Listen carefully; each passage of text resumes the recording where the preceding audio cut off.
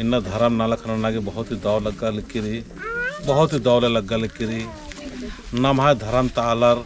90% मला 100% एडबेड रनर धर्म की रक्षा सुरक्षा ननु आलर नायगर पुजार आर की स्थिति नम हरमत अखदत शेरो उंटा पद्दा आ पद्दा की नामे मानते हैं हर गाड़ी पूजा राचा पोहा बिंजा राचा पुरखन याद रन्नार पूजा रन्ना की बेड़ा राचा और संगे संगे अगर आर की आत्मा भटका लगी तो आर की आत्मा भटकावर या दिन रोक आगे या भटकावर या दिन तृप्त नन्नागे धर्मस्थी गोहरार नगी समय बेड़ानो आपदंत दोनों पहान और नायगर नर की खतर काचर उनखर की एकदम बिल्कुल बेहोश राचर इन हमारे धारा में कस पर दो नम इन्नंत मला पहले अंतिम नाम नायगर और पुजारी भगवान ते काम मन मनचकत लेकिन आर अपना अहमियत बलनर और इन होना मौखर की नशा खुरी नन्नर बहुत पद्दान को नन्ना नन्ना धर्म तरह चल के रहा बहुत पद्दान विरोधी नन्नर चाला धर्म नन्ना मंचीनर झंडा इस्ता मंचीनर और पूजा प्रार्थना नन्ना मंचीनर अगर एक उड़खर दिन नन्ना धर्म तरह कान पूजा नन्ना प्रार्थना नन्नर और अपना धर्म ती और समाज ती कट के दूसरा चल का इनका नाम रोक आम फलदात इन्हें रोकना चाहिए मना मानना चाहिए इन और उनटे कोहा संदेश या विद्या लगदान कि सचमुच धर्म एक काम भी धर्म माना सकता है संविधान के अनुसार लेकिन जाति मान बदल रही ये जाति मान बदलना की फायदा दी मुठबार की धर्म परिवर्तन ताल्लुक करना अगर जात धर्म बदलने के बाद जाति बदलना और जब एसटी की या शेड्यूल कास्ट की या आदिवासी की जो आरक्षण रही अपना कोटा धर्म परिवर्तन मंजिका की बात में अगर मान का खनन थी नहीं हूँ मानन होते धर्म जरूर मानो तो लेकिन इन ईसाई हिकदन या इन हिंदू हिकदन या इन्ने बाहर की और मान बोर थे जरूर इन सरना हिकदन इन आदिवासी हिकदन है ना इन्ने बाहर की बोर थे लेकिन इन्हें पूरा बिजली मंजिकत कर सेले बरना उल्लानो ऐसा प्रतीत लगा लगे कि धर्म परिवर्तन मतलब इन आदिवासी स्थिति खत्म नहीं जाति भी खत्म मनो कालो अन्य धीरे धीरे को धर्मस्थी चाला युस्ती मर्जिन न लिखकर अदम जिसने भी धर्म परिवर्तन किया है उसका धर्म भी परिवर्तन होना चाहिए उसका जाति भी परिवर्तन होना चाहिए ताकि जो आदिवासी गरीब गुरुआ लोग हैं कमज़ोर लोग हैं अंधविश्वास में फंसे हुए हैं गरीबी में जीवन व्यतीत कर रहे हैं उनका जीवन उठ पाए थोड़ा थोड़ा पढ़ा की अलर फसर काना हर आदिवासी रिकला पर्दा पुल्लो इन्ना ईसाईकरण मंजीकरण आरिन मेरुत आर इंद्र मल्ला थान रही दौलत रही पढ़ाई रही लिखाई रही एजुकेशन रही आर हॉस्पिटल रही आर स्कूल रही हुर्मी चीज मतलब आर कोखा मंजकाना अन्नु हो आरगे फायदा मना लेके नाम हाय दिन लाभ आर उठवा कनार और नाम हो मत एक बिल्कुल असुरक्षित महसूस नंदत अकुने में नशा नड़ पानो धर्म क्लास हर महीना चलवा दम 5 तारीख के बैठाठ नो 13 तारीख के और सिंहासन 21 तारीख के अकुन 3 अड्डा मुख अड्डा में अकुन धर्म क्लास चलवा दम धर्म के साथ साथ नो एजुकेशन के बारे में तिंग तारी पढ़ा लिखा समझदार में ना अपन धर्म आमा बतला अपन धर्म के रक्षा ना धर्म ता आला तिंग ना समझाना की कोशिश ना बहुत सारे कमजोरी दी आदमी ठीक न लगे एम जय चाला यो एम हरमाम दोनों के खान दासोंगलीन जोड़ार की हत्यायंती आशीर्वाद निहारदाम हे धरती आयो इग्नंताई बेड़ानो जितना भी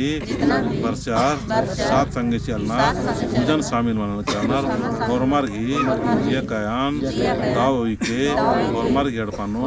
सुख सी के गौरमार के खाते खरार के पढ़ाई लिखाई हनुमान गुणवान मना के शुरुआत के संगे संगे धर्म की रक्षा सुरक्षा नागे आर के धर्म बुद्धि समाज बुद्धि सीखे जय धरती आयो। दिन गोड़ लगा हमारा